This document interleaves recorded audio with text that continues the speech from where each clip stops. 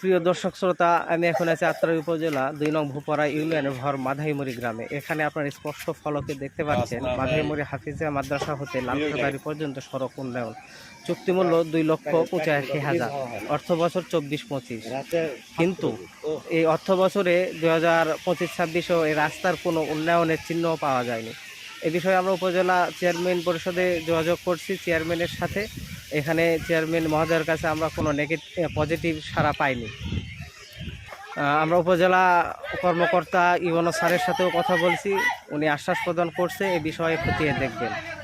এখানে রাস্তার উন্নয়নে দুর্নীতি, অনিয়ম না বরাদ্দকৃত বাজেট বাতিল, এ বিষয়ে আমাদের সুস্পষ্ট এখনও কোনো তথ্য আমাদের দেওয়া হয়নি।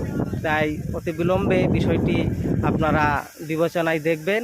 আর এই রাস্তা দিয়ে প্রতিদিন মুসল্লি 5 ওয়াক্ত নামাজে মসজিদে যায়। ছোটো ছোটো হাফিজিয়া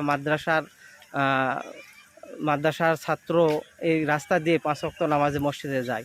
এই রাস্তায় এখন যে চিত্র দেখা যাচ্ছে, অল্প বৃষ্টিতেই আরও ভয়ঙ্কর চিত্র ধারণ করে। তাই গ্রামবাসীর আকুল আবেদন সংশ্লিষ্ট কর্মকর্তার কাছে এই রাস্তা উন্নয়নের কাজটি খতিয়ে দেখার জন্য। ধন্যবাদ।